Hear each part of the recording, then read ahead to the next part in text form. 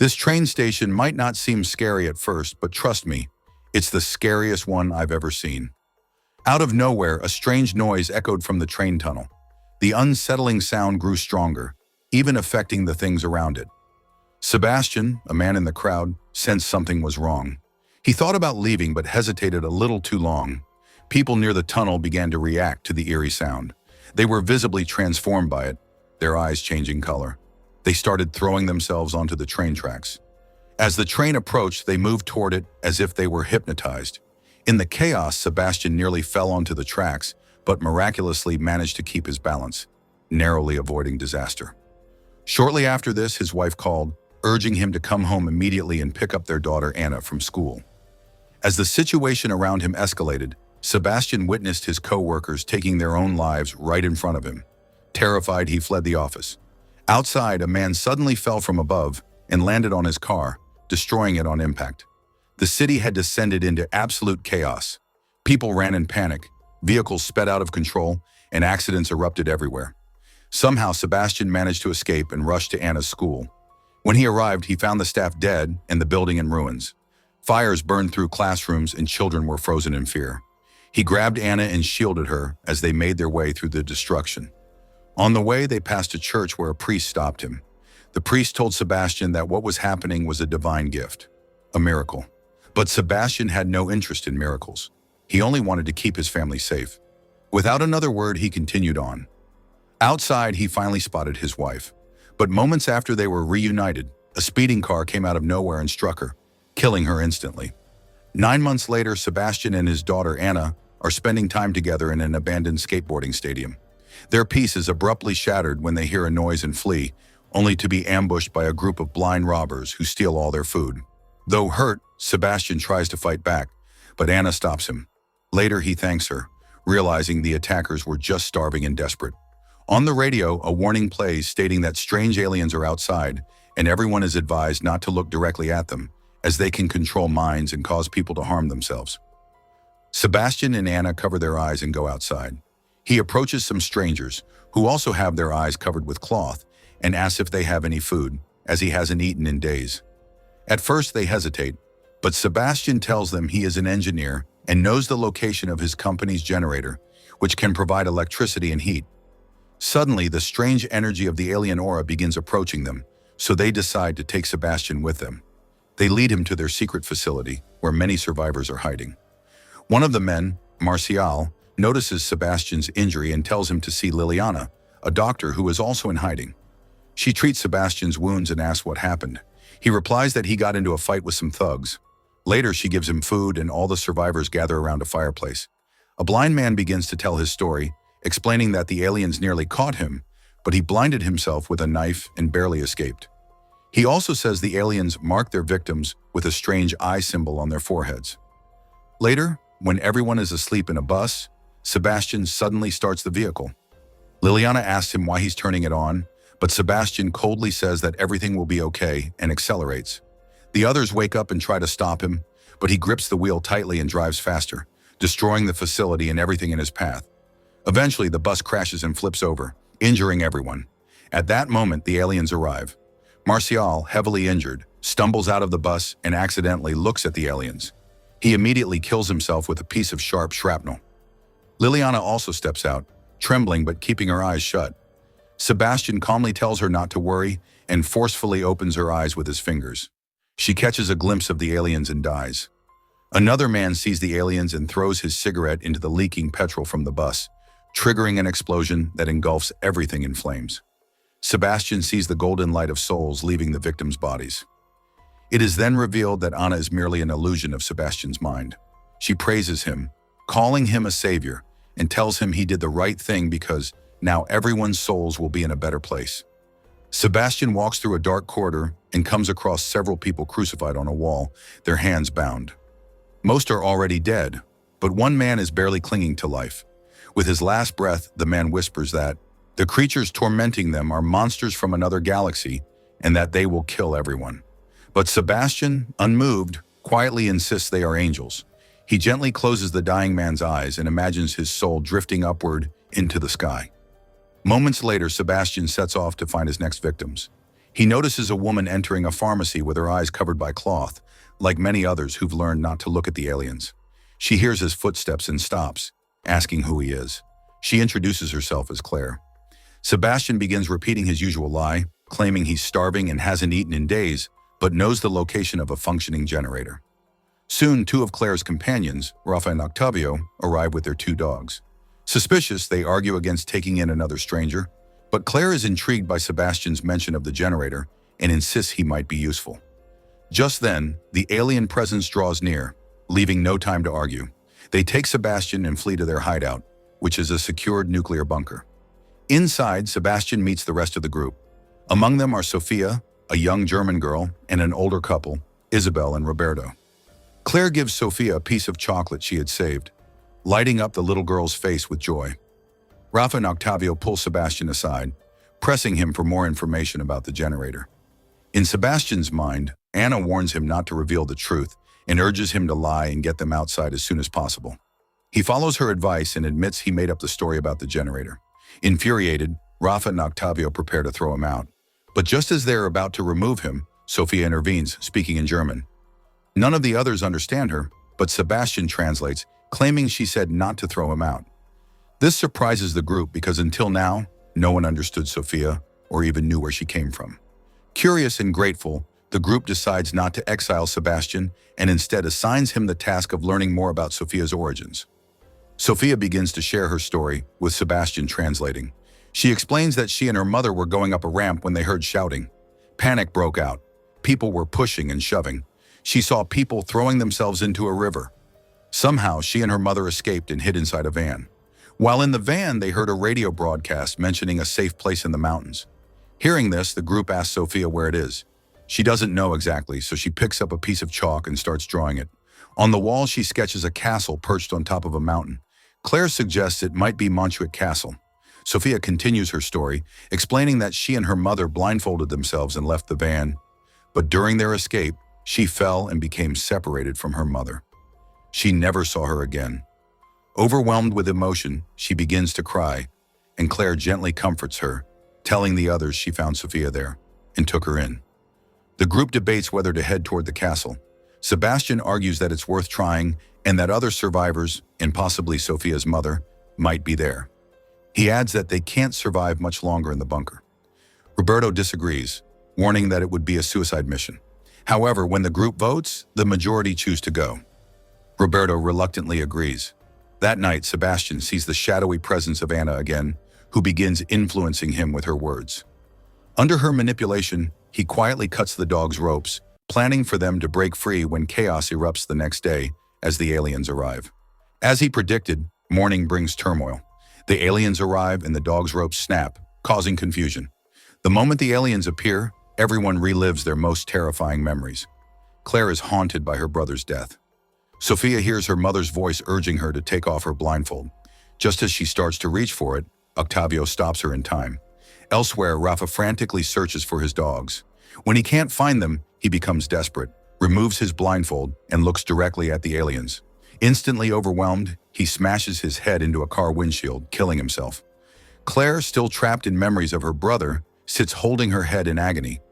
Octavio tries to pull her back to reality and looks for a safe zone. Meanwhile, Roberto searches for Rafa, but is bitten deep on the arm by one of the dogs, now under alien control. Blood gushes from the wound. Octavio shouts for everyone to move toward the safe zone. He calls for Rafa but cannot find him. Claire painfully tells him that Rafa is dead. Hearing this, Octavio breaks down in devastation. Inside, Isabel tends to Roberto's wound. As she bandages him, Roberto mutters that he heard she cheated on him. Isabel insists it's not true and explains that the aliens are distorting his memories to weaken him emotionally. Later, Octavio explains that he believes the aliens may have come from a quantum realm. He theorizes that they change their form based on people's deepest fears and use those fears to control their victims. Claire opens up about her brother's struggle. He suffered from clinical depression, and despite being a psychiatrist, she couldn't help him. The guilt still haunts her. She turns to Sebastián and asks what he heard during the alien attack, but he cuts her off, asking instead where Sofia is. Claire prepares to look for her, but Sebastián gently tells her to rest and says he'll check on the girl. He finds Sofia sitting alone crying. He kneels beside her and offers her a locket. the same one he once gave Anna on her birthday. The scene shifts to a memory from 7 months earlier, on Anna's birthday. Sebastián kisses her and promises they'll celebrate soon. Back in the present, Anna's voice echoes in his mind, asking why he gave her pendant to Sofia. As he stands there, Claire walks in. Noticing something wrong, she asks who Anna is. Is she his wife or daughter, since Sofia's pendant has Anna's name engraved on it? She presses further, asking if it was Anna's voice he heard when the aliens arrived. Claire reveals she is a psychiatrist and offers to help him, assuring him she wants nothing in return. She explains that what he's hearing is an illusion used by the aliens to manipulate his mind. She shares that she too once heard the voice of her deceased brother, but eventually realized it wasn't real. Behind Claire, Anna's illusion whispers to Sebastián again, urging him not to believe Claire. Sebastián is visibly conflicted, almost convinced by Claire, when suddenly a loud scream from Roberto interrupts. His infection has worsened, spreading quickly. Claire urgently says they need antibiotics. She, Sebastián, and Octavio blindfold themselves and go to search.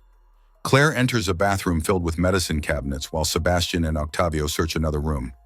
Octavio finds no medicine but stumbles upon food. He calls out to Sebastián, asking if everything is okay. Meanwhile, Anna's voice whispers in Sebastián's mind again. Distracted, he replies that all the windows are closed and it's safe to return. However, when Octavio enters, he sees a window wide open. Removing his blindfold for a brief moment, he sees the aliens and is instantly overwhelmed. In a frenzy, he grabs a knife and repeatedly stabs himself in the abdomen until he dies. Sebastián watches in horror, shaken. Unlike the others, he doesn't see Octavio's soul rise from his body. He feels deep regret. Claire rushes in, drawn by the commotion, and quickly tells Sebastián they need to leave. Anna's voice urges him to remove Claire's blindfold, but Claire pulls him away before he can act. Back in the bunker, they rejoin Isabel and Roberto. Isabel asks where Octavio is, and Claire tearfully says he didn't make it. She gives the antibiotics to Isabel for Roberto's treatment. Isabel then asks why Sebastián is sitting apart from everyone.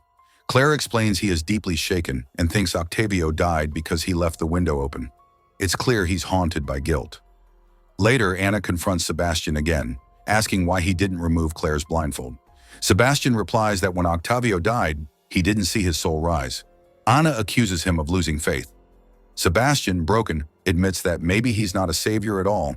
Maybe he's a wolf. As Claire, Sebastián, and the elderly couple venture outside again, they encounter people under alien control, known as seers. The leader of the seers is the same priest Sebastián met at the church 9 months earlier. In the chaos, Roberto and Isabel get separated from the rest. The aliens surround them quickly. They understand it's the end. Roberto looks at Isabel one last time, longing for a final moment together. They remove their blindfolds, share a silent farewell, and are overtaken. Meanwhile, Claire discovers Sebastián's goggles, through which he can see clearly. The truth hits her. Sebastián has been lying the entire time. He isn't just another survivor. He is with the aliens. She realizes he likely caused Octavio and Rafa's deaths and possibly many more. Taking Sofia by the hand, she moves away from him, determined to protect the girl. Sebastián continues to hear Anna's voice.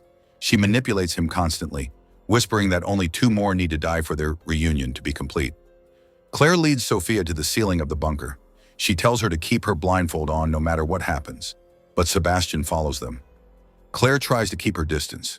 Missteps due to her covered eyes, falls from the ceiling, and tumbles down the stairs, losing consciousness. Now Sofia stands alone in front of Sebastián. Anna's voice urges him to remove the girl's blindfold. He reaches out, nearly giving in, but emotion overwhelms him. He can't do it. He doesn't want to hurt Sofia. Instead, he embraces her. Something inside him changes.